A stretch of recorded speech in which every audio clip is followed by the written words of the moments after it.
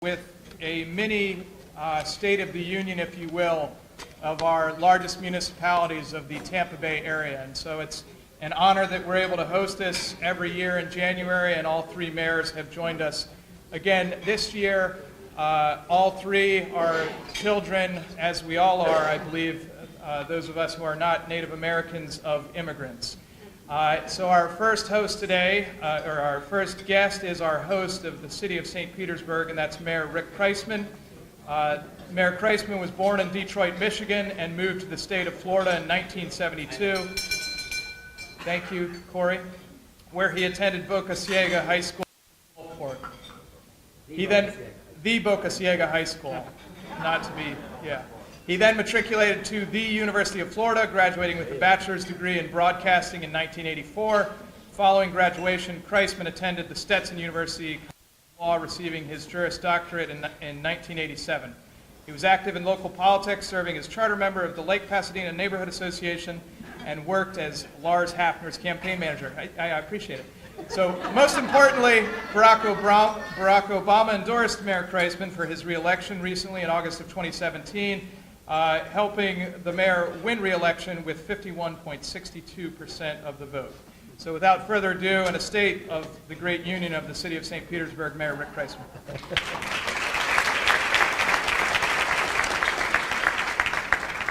Good afternoon, Tigers. Let me begin by getting something important out of the way and acknowledging that I do have a beard, and it is mostly gray. And I suspect the last 12 months may have had something to do with that. But it is always good to be here, fellow mayors. None of us up here has ever made a secret out of our political beliefs. But what I love about being mayor and being mayor with these two guys right now is it's never about politics when it comes to moving this region forward. Economic development, trade, transportation, taking a stand against drilling, whatever it is, it's just about doing the right thing and about making progress. And I am certainly looking forward to doing that for the next 4 years. Now, I recently delivered some remarks for my second swearing in. And while it was mostly about the future, I took some time to highlight not just how far we've come, but how we've come this far.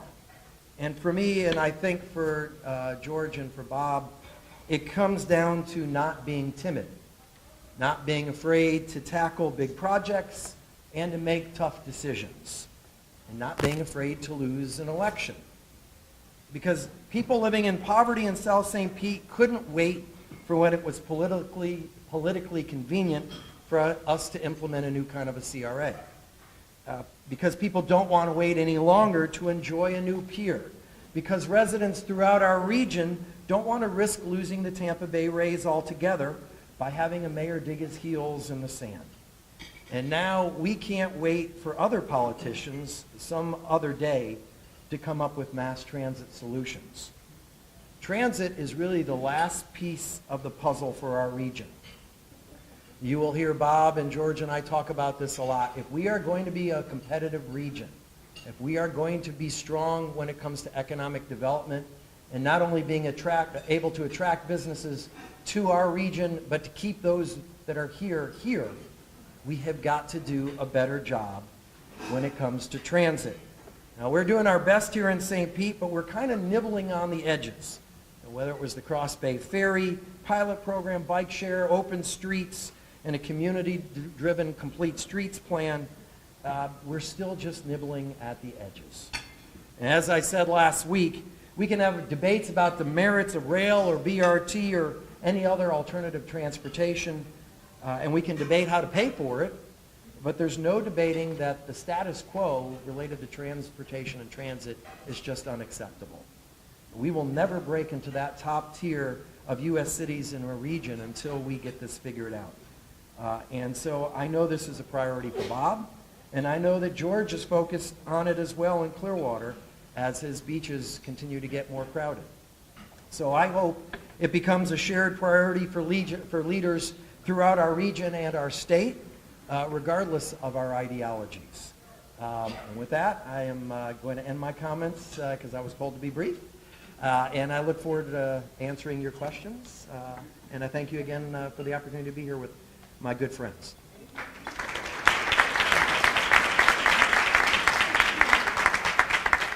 I think that should be a standing ovation because I don't know of many mayors that they get a microphone and they leave that much time. How much time did he have left, Corey? 4 minutes. Yeah, you had 4 minutes you left on the table. He does not cede that time to you, Mayor. Right now, we're going to go across the bay to the mayor of the city that faces the city of St. Petersburg, and that's the city of Tampa, the state of Florida's third largest city and the nation's 55th largest city. Mayor Bob Francis Buckhorn Jr. was born in Evanston, Illinois, the eldest of 3 sons, and Bob grew up in Falls Church, Virginia. He graduated in 1980 from the Pennsylvania State University with a degree in political science, where he was on the college lacrosse team and had no participation with Joe Paterno. He is married to Dr. Catherine Lynch Buckhorn, and they have 2 beautiful daughters. Mayor Buckhorn was elected in 2011 as mayor of Tampa. After 4 successful years, he was elected to a second term as mayor, receiving 95% of all votes cast. Mayor Kreisman told me that was probably because Pam Iorio decided not to run against him. In his spare time, he enjoys fishing and walking his 1-year-old personal security detail, his German Shepherd, Sierran. Without further ado, ladies and gentlemen, Mayor Bob Buckhorn.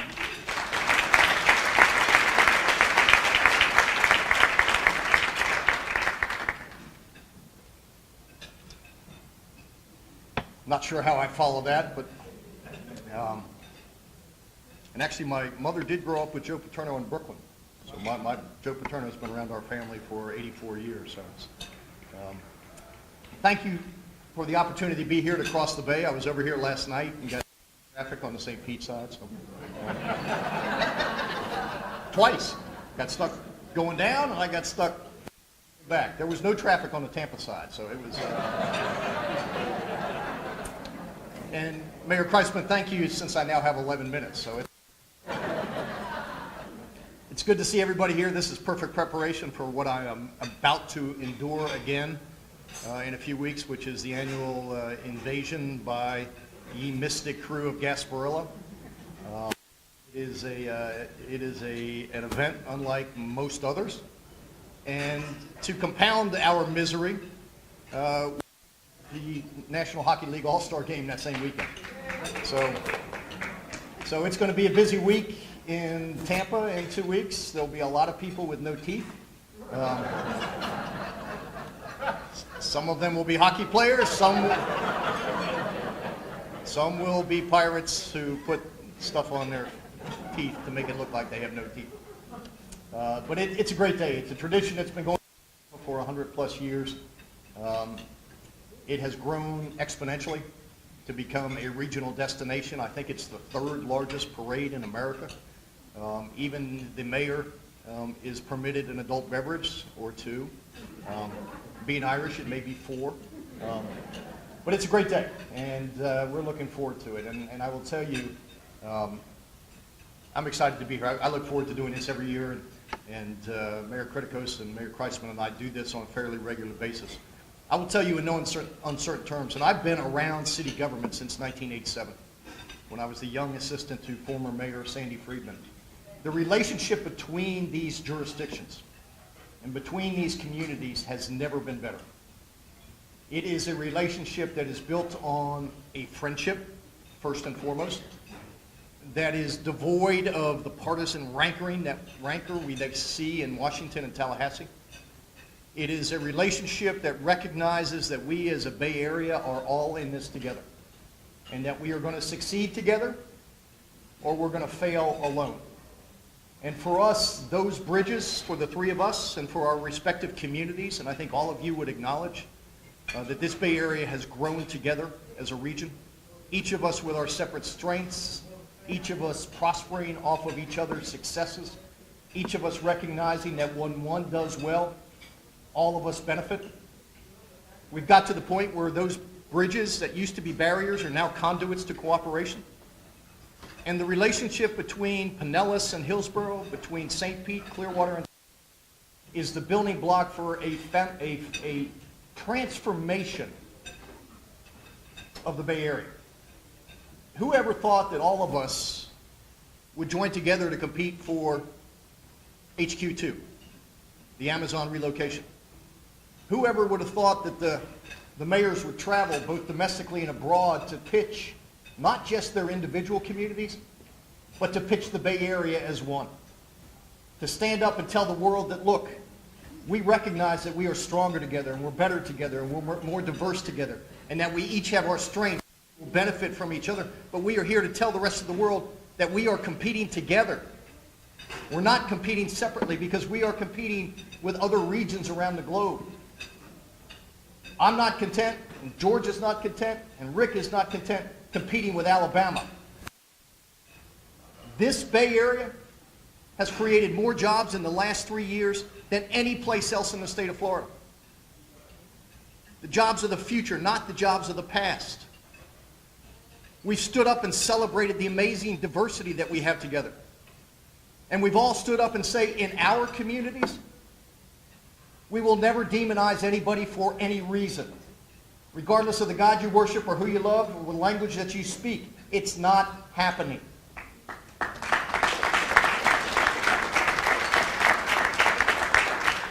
So to the newly elected officials that are here today, and I see some of you,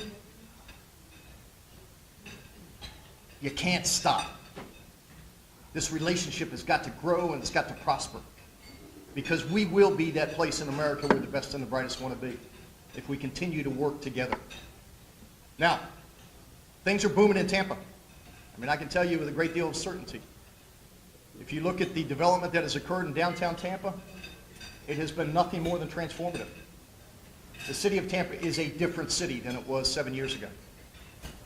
From what Jeff Vinnick is about to embark on in the Channel side, which is a $3 billion, with a B, $billion redevelopment effort of 40 acres around the Amalie Arena, anchored by the USF Medical School, which is now under construction in downtown Tampa. Do you know that as a result of that decision to put the medical school in downtown Tampa, USF Medical School has the highest number of applications for that medical school of any medical school in the state of Florida? That school that these young aspiring doctors have to take has been increasing exponentially.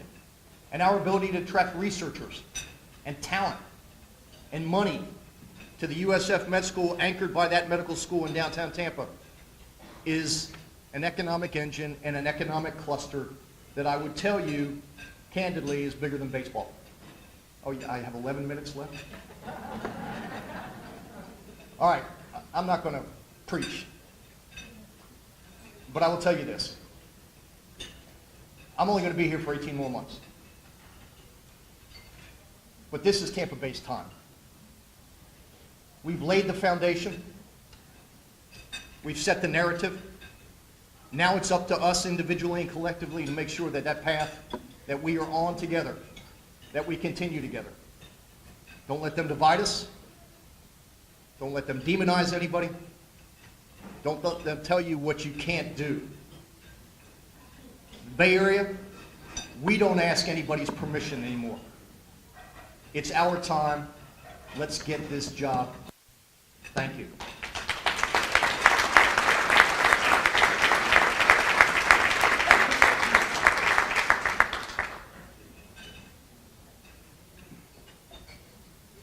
Thank you very much, Mayor Buckhorn. Introduce our last mayor. Once he finishes, and hopefully all three of them will have the opportunity to at least finish their lunch, if not their dessert, which Mayor Kreisman secretly tells me that was his reason, was so he could eat this delicious food while he kept his remarks brief. We'll ask all three to come up here, and then we will they will all field your questions. We're going to ask each mayor to limit their responses to a maximum of 1 minute each. If their fellow panelists want to give them some leeway, we might afford them that flexibility since they're not running for office right now. Our last guest is Mayor George Kretikos. Like Steph Curry, Mayor Kretikos is a graduate of the Davidson College. He is also a graduate from Tarpon Springs High School. After graduating with his master's degree, Creticos accepted a job as legislative aide for Congressman starting in 1971. He served in this role for 36 years, after which he was elected to the City Council of Clearwater, Florida in 2007, and then elected mayor in 2012. Mayor Creticos' grandfather was a sponge merchant. It'll be interesting if anyone asks Mayor Creticos if he was ever lucky enough on Epiphany Day to capture the White Cross thrown in the water. His grandfather's sponge diving boat, the George N. Creticos, is on the United States National Register of Historic Places. And most importantly, the Creticos family are related to Maria Callas, one of the most renowned and influential opera singers of the 20th century.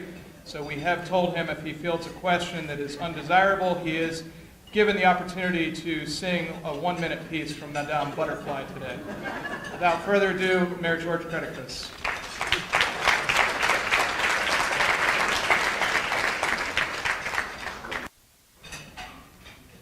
You don't have to worry, I don't have a voice. I am not going to sing. First off, Aiden, I want you to understand that one mayor went to the University of Florida, one went to the University of Penn State University. You may be going to the Davidson of the North. Okay, so good luck to you in your application for Harvard. It is exciting for us to be here. Mayor Kreisman is wearing a beard. When we were at his inauguration, Mayor Buckhorn and I leaned over to each other and we said, we're not going to get into that competition. We're going to let him carry the beard for us. But my colleagues have already spoken to how well we work together and how we have recognized that if we don't work together, whether we are local government, whether we are county government, we will not get things done for this community. Clearwater isn't as big as St. Petersburg, it's not as big as Tampa, but I dare say that every one of you who lives in St. Petersburg or Tampa knows about Clearwater and its Sugar Sand Beach that is rated #1 in the country. Every one of you. And so we don't mind when the Outback Bowl is in Tampa and promoting the Bay Area, they're shooting shots of Clearwater beaches or having the teams and the bands coming over to Clearwater Beach to celebrate Beach Day, because what other photograph do you have sitting back north when it's cold and freezing? College kids in shorts running in the sand. And that's what this region is all about. Whether we get here by airplane or car or bus, we get here and we know how to get the job done. And I'm proud to be able to work with Mayor Buckhorn and Mayor Kreisman for all of you, for our entire Bay Area. We in Clearwater obviously have our beach, and we're excited about the growth that has transpired over the years. You know, we made an investment of $30 million of previous mayors. Mayor Hibbert is here, Mayor Onks, to do a beach walk project that changed the dynamic of that beach. It's no longer mom and pop's operations, but it is resorts that each one of you can be very proud of. On the other side, where we like to say that we are going where Clearwater is bright and beautiful from the bay to the beach, we have Dr. Patel making an investment in an osteopathic hospital that is going to be second to, well, it'll be probably second to the University of South Florida's facility in Tampa, but it will give us another opportunity to be able to showcase this area working together. So with that, we're looking forward to the future. We're looking forward to 2018. We were especially pleased in Clearwater that in this last election, where we have a charter that limits what we can and cannot do on our downtown waterfront, our citizens came forward with 75% of the vote to say, yes, go forward with your plans. Unfortunately, those plans are going to cost us $55 million, and it's going to take a lot of time. We don't have that magic wand done right away, but we are confident that this council that I am the mayor of now and the future councils will work hard to reestablish downtown Clearwater like Tampa and St. Petersburg and some of our other communities. We can be proud of what we're doing. We're going to go forward, and we appreciate that support that the citizens have given us. And finally, let me just mention how important sports tourism is to this entire area. Rays and the Bucks and the Lightning draw fantastic crowds and mean a lot. But for those of us in North County, in Clearwater, and in Dunedin in particular, spring training is very important. I don't know that many of you know that Clearwater recently hosted an international softball tournament and a national softball tournament. And last week, Clearwater was the site of where the Olympians that will be competing in Tokyo in 2020 came first for their tryouts for women's softball. So we're doing this to promote again the area so that these young kids, when they come, whether they're playing lacrosse or softball or soccer, will know that the Tampa Bay area is a place that they can call home. And one of these days, Mayor Kreisman and I have been working very closely with Major League Soccer to bring in spring training into the area. And we're going to have 5 teams this year when we started off with just 2. And one of these days, we're going to have a Major League Soccer team playing in St. Petersburg so that all of us can be happy with that. So with that, I'm going to yield back the rest of my time, provided that the questions don't get too tough. Thank you very much.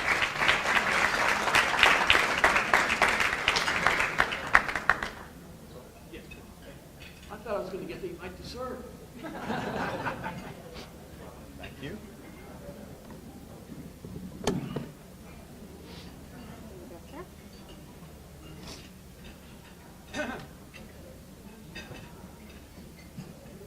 So as our host, Mayor Kreisman, has the opportunity to select the first question, and then we'll just rotate and go down the line, allowing them to ask questions. So again, please, only Tiger Bay members, and please raise your hand high. Tom, we got yours up quick. Hopefully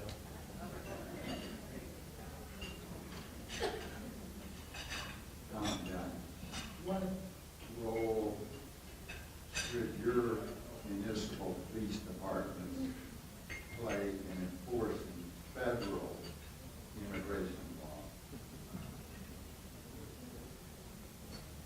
directed to all of us, or? Whoever feels they've got a thought about it. I guess I'll answer that one first, since I got specifically called out yesterday by the speaker. So we don't, as far as the issue of sanctuary cities goes, the city of St. Petersburg, I think famous for Clearwater and probably Tampa, we don't have jurisdiction over that point in time where someone's been arrested and taken into custody, and it's at that point in time where if there was someone's undocumented, federal immigration officials will be contacted. What we, as a city, are doing is, and I've said this before, is our folks are going out and enforcing the law. But unless this administration is willing to give the additional personnel who are trained to do immigration, my officers, that's not what they're trained to do, and I don't have the personnel to have them out spending their time doing that. I would rather have them out doing the job they were trained to do in my city. And so that's what they're going to continue to do, and that's the way we're going to continue to operate our police department. I'm assuming all of you heard Tom's question. Let me say right off the bat, there are no sanctuary cities in the state of Florida.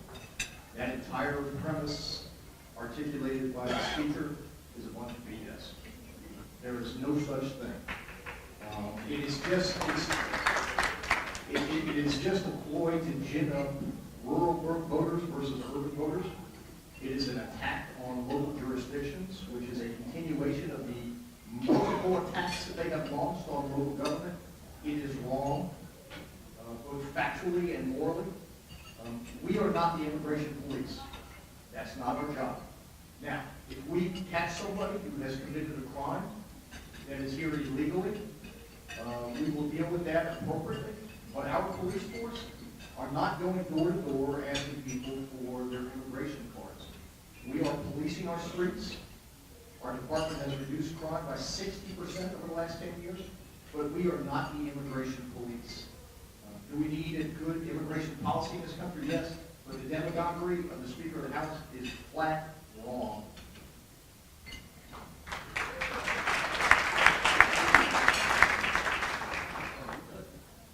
Cindy? Yes. Clearwater has more Hispanics than African Americans in our community. We're not a sanctuary city. Our police, as in the other communities, has a job to do. They're doing that job. And I think Sheriff Goldberry needs to be applauded by all of us that stand in the city.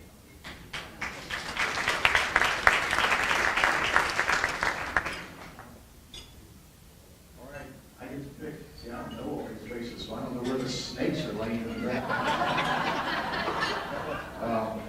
Pat, she'll be good to me. See, I can't turn anybody's water off on this side of the bed.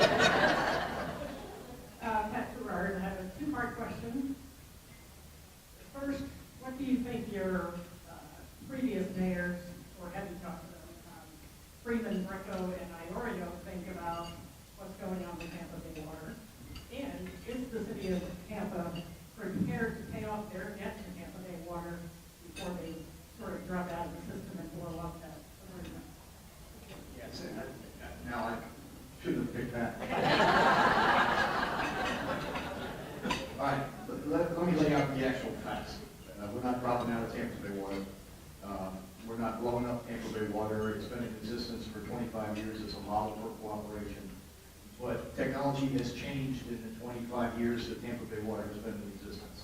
The issue is, and we have requested the legislature to consider legislation that would allow us to do this, not leave Tampa Bay Water, but continue to be a part of it.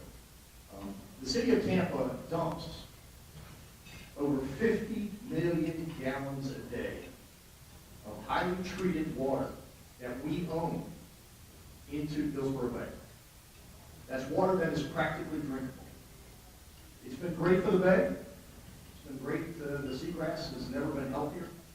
That 50 million gallons a day in today's environment where water is such a precious commodity. 10 seconds, answer this one. Okay. All we're asking the ability to do, and it's been precluded by a 20-year-old agreement, is to be able to take that 50 million gallons a day, pump it upstream, replenish the aquifer, which would do good by the environment, provide additional drinking water for the entire region to benefit from, secure our long-term future, and take advantage of the technology that exists today to reuse the water again and again and again and help to save the environment. That's what this issue is about. I was going to follow up on Mayor Buckhorn because I need to put in the plug for Clearwater. We're already doing what the mayor is talking about doing in Tampa. We're already got our system up and running to replenish the aquifer in Clearwater. That's you. Who had hand up? Yes, ma'am. Hi, my name is Carol Nickett. One of the things we keep seeing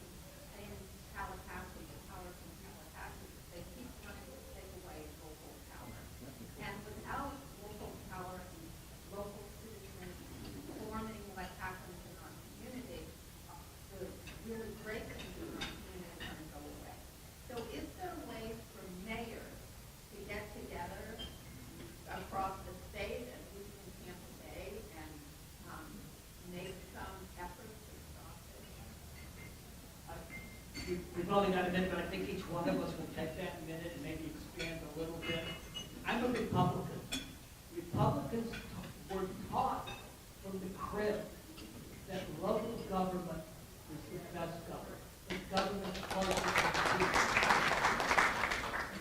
I remember when I was working in Washington and Congressman Young and Tip O'Neill would come together and they would work together to get things done. And we would have local officials coming up to us to say, we need revenue sharing, and we need grants from the federal government with no strings, because we know down here in Florida how to spend money better. We must be drinking some strange water. All right, this is a movement that is sweeping country and states that are controlled by it. And I'm not going to make a partisan statement, this is the facts. Controlled by Republican governors, House members, and Senate. Mayor Krickos is exactly right. For a party that believes that smaller is better, that limited government is better, that government closest to the people is better, what is happening across America today is legislatures are trying to preempt local government's ability to do anything. You know that if I pass any legislation involving guns and I'm a gun owner, that I can be sued personally. Because the legislature is owned lock, stock, and barrel by the NRA. You know that there's legislation that precludes any local jurisdiction from passing a landscape and tree ordinance in their jurisdiction. You know that if you take care of your LGBT friends and community members, you pass ordinances that give them the same protections that everyone else has, that somehow you are suspect. That is exactly what this legislature is doing. They are trying to strip our ability to do anything. Self-governance is out of the question because they are pitting rural voters against urban voters. And the urban areas are the economic engines that are driving this state and driving this country and leading us out of the recession. Why would you kill the goose that laid the golden egg? We attract the talent, we attract the jobs, we attract the diversity. We are that shining beacon of light in this country that is driving this economy forward. Why would you take those powers away from us when we do it a hell of a lot better than they do in Tallahassee?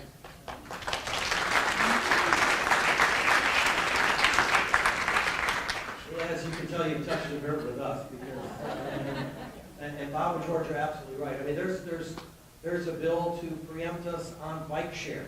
I mean, the level of the absurdity is amazing. And I spent 6 years there. And all I heard for 6 years was, Washington needs to stop telling us how to do our job. We know our state better than they do.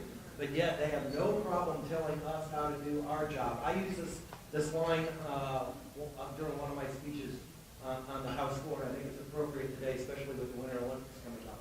It said that if hypocrisy was an Olympic event, these guys would win a gold medal.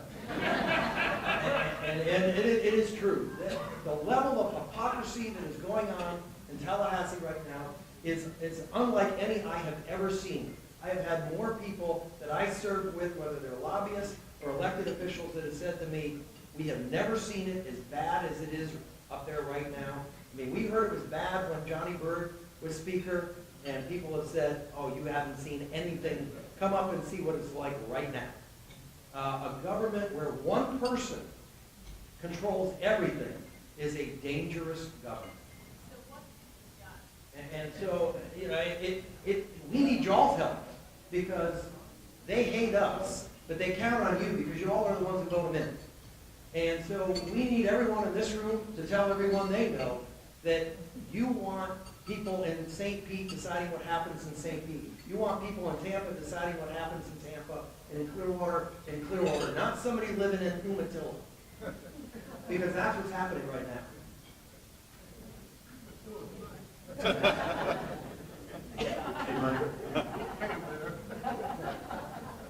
No offense to Umatilla. That's my pick. Anna Mullen, Royal West Management, and as the incoming chair of the St. Pete Chamber, help us work together with you, our county commissioners, our city leaders, to bring transportation to this region. We cannot land the Amazon H32 without transportation. Help guide us. We've got the Florida Department of Transportation here as well, with Bob Esposito. Help us work with our cabinet and with our federal government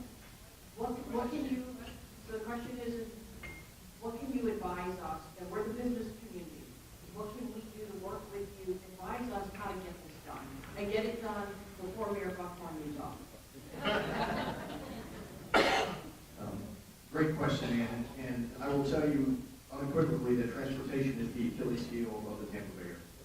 And until we are able to resolve this and create mobility options for people, and those options include Uber and Lyft, they include bus rapid transit, they include rail. I'm tired of debating with people who think rail is some UN plot. And these, trolls that sit on the internet and these bathroom bloggers, it's ridiculous. All of us know that we need mobility options, and all of us know that transportation never pays for itself. But if we're going to be competitive as a region, I can tell you because I'm in these discussions every time we pitch one of these companies and in what is otherwise an exemplary report card, transportation is our Achilles heel. And so it's time for us to put all this behind us. You have read just in the last couple of days of a proposal coming out of DRT and Keith Barta of a potential bus rapid transit route that would start at downtown St. Pete, go all the way to downtown Tampa and then up to Pasco County. It's not what all of us aspired for, but it's a victory. And it's a win using existing infrastructure at a far less cost. We need to get behind that and support it because once we get one done, and people can see it and touch it and ride it and recognize how it's going to take vehicles off the road and lower our carbon footprint, then the next one becomes a little bit easier. I won't be there, but it's got to happen. And the Bay Area and the business community in particular has got to stand up and say to those naysayers, no, not on our watch. And Bob's absolutely right. And the thing that we have to really fight against is those who are out in the community who are just, it's got to be grass green. It's got to be light rail or it can't be anything. And that's where we've been for far too long, and we haven't made any progress because of it. And so we have an opportunity here with this BRT plan to move the ball forward, to take that first step, which we have got to take. Because I'm tired of seeing it being stuck in neutral and not moving. And the vehicle isn't going anywhere. If anything, it's starting to slide down that hill. The other thing that would be really helpful for us, but again, with this legislature, I don't see it happening, is for the cities to have the same taxing authority when it comes to transit that the counties have. Because the residents in our cities get it. They see the benefit. It's been harder to get those outside of our cities in the county, in the county community outside our cities to understand that, yes, it may start in the cities, but we are going to benefit too.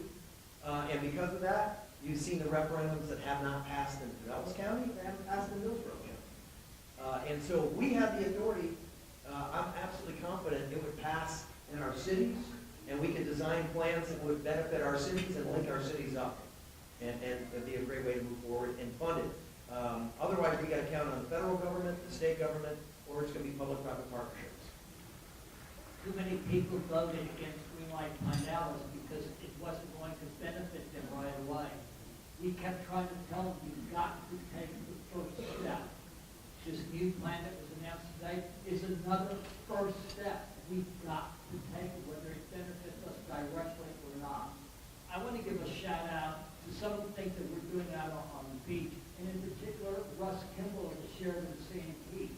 And others can do something like this. He's he's making a contribution to PSTA for his employees to use PSTA and the Jolly Trolley to get from the mainland to the beach. He's using that for his the clients at his hotel will be able to use their room key to get on a PSTA bus and go up and down the Pinellas Beach.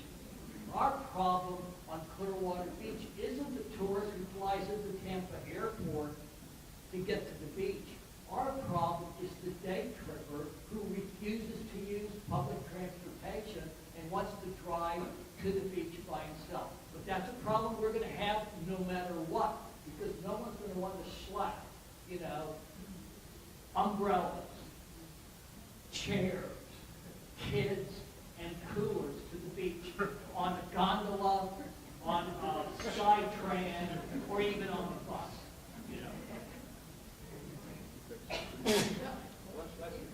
We'll do our young time.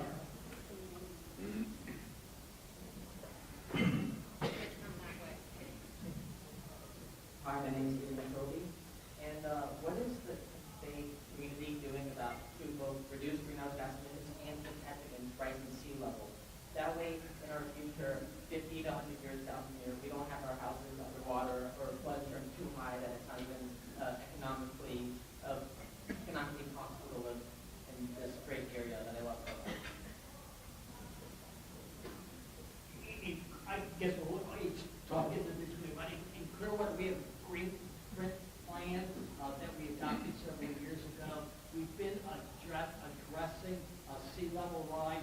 We're one of 3 cities in the entire state that has been selected for a study by the state on what we can do to harden our communities. And so we're working along those lines. We've been doing programs within City Hall and all of our buildings in the City Hall to make them more environmentally friendly. We were the first city in the area to have a natural gas facility for our vehicles in a public place where you could go put natural gas in your vehicle if we had one. So I think we've been on the forefront in a lot of areas like that. You could probably eliminate some of the warming of the earth by restricting the Florida legislature to once every 2 years. There's a lot of hot air that comes out of that body that's detrimental to our long-term existence. Yeah. All of us are doing a lot of the same things, and all of us recognize that climate change is real. Now, they may have banned it in Tallahassee and refused to acknowledge that it exists. It exists. You know, we can debate forever whether it's man-made, which it largely is, or whether it's naturally occurring, but it exists. And for local jurisdictions, particularly in areas in Florida where the sea level rise is real, we really have to focus on how we harden our targets. It's expensive, and I'll give you an example. In the city of Tampa, and all of us in cities all over the country have suffered from a lack of investment and partnership at the federal government level. It used to be major infrastructure projects. You could partner with the federal government and do big things like sewer plants and resource recovery plants. That doesn't exist anymore. So our infrastructure is basically held together by duct tape. I mean, I'm not kidding. So we haven't been able to get in and do some of the things in water and sewer that we would like to do, that we need to do for decades. We just passed a stormwater assessment 2 years ago that allowed us to go in and clean and fix what we own and then start to build new capacity. And I'll just give you one example. Last year, because we now have a dedicated revenue source, we removed 50,000 tons of debris from our stormwater system. They sent me pictures of 60-inch pipes, 5 feet tall, that only had this much clearance. And the rest was entirely filled in with barnacles, junk, Dick Greco's former political enemies.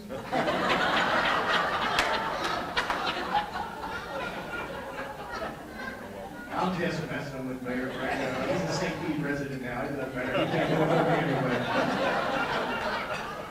But that's exactly what's happening. And so now that we can go in and basically road those pipes, we have not had any significant stormwater flooding issues on Bayshore and South Tampa in the last year since we've been able to do that. But it costs money. It's real money. And so you're going to hear all of us look forward to whatever this president's infrastructure plan is. Hopefully it will be better articulated than he was yesterday. But we need that partnership. Yeah, in St. Petersburg, we've been described as ground zero, one of the most at-risk communities in the country. I wasn't in office very long when we prepared and I executed a executive order. And one of the things in the executive order was a commitment to becoming 100% renewable.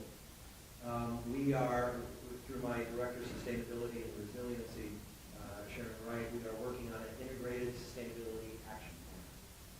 And what that will do is it will give us a roadmap of the steps that the city needs to take in order to become more resilient, to prepare for rising seas and the changing climate that we are experiencing. All we have to do is look at the last couple of years and what kind of storms we've had. Whether it was the rains in 15 or 16 or all the hurricanes that we just experienced this past year, it's not going to get better. We're going to continue to experience these things. And so it's things like grants that we've been able to where we're actually raising houses up. Our new pier, for example, will be built, I believe it's 11 feet higher than the existing one was, trying to plan for the future of what we know is coming, so that we are better prepared, and working on our infrastructure, as both Bob and George were talking about. And for all of you who voted in favor of this last round of Penny for Pinellas, thank you. Because the city of St. Petersburg has made a historic commitment to dealing with its infrastructure in that next round of Penny, spending more money and a larger percentage of our money on our infrastructure than we ever have in our entire history. We have to. I mean, we cannot have quality of life, we cannot have economic development if we are not planning for the future. And we get it. On the local level, we get it. We know that when we talk about planning for the future, unlike Tallahassee, it means planning more than a day down the road. In Tallahassee, that's the future. It's the next day or the next election. For us, it's 5, it's 10, it's 20, it's 50 years that we have to plan, and we know we have to plan. And whether it happens on our watch or not, we're the ones that have to get that tanker moving in the right direction, and start going in the right direction, and leave that for the administration to follow us, so that our communities are prepared. Yes, ma'am.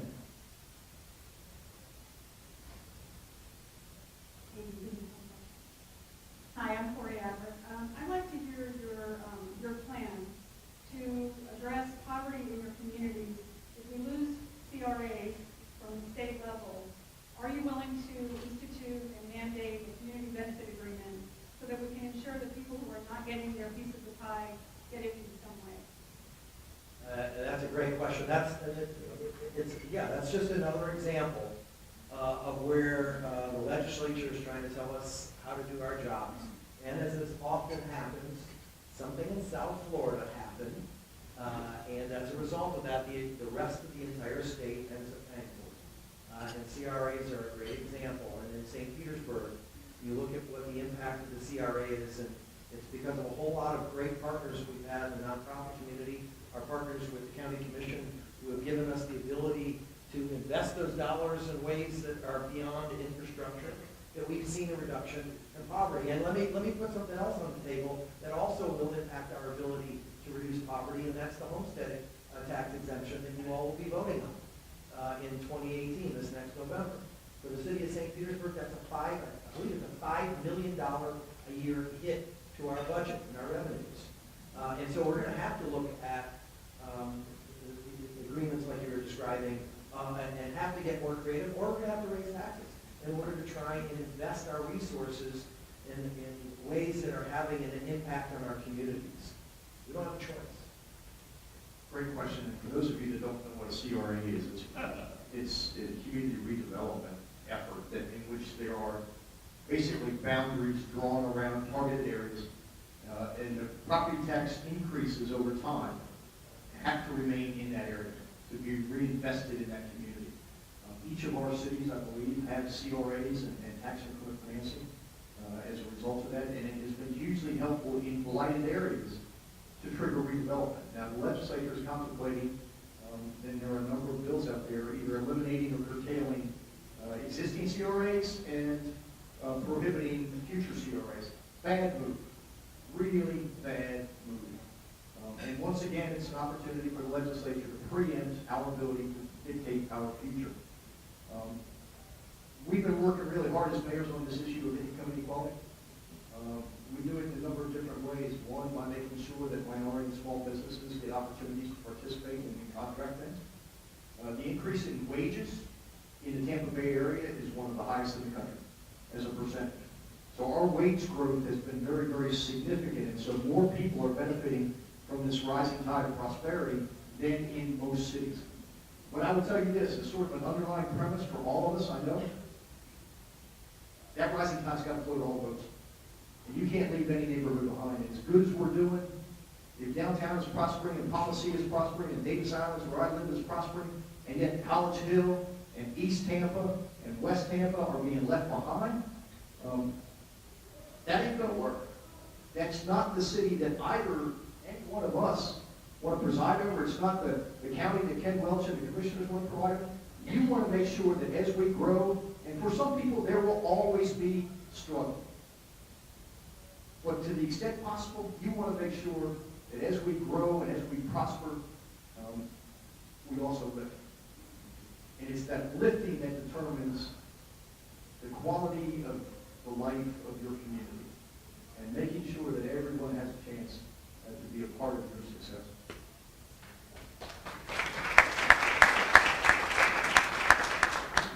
CRAs are a partnership.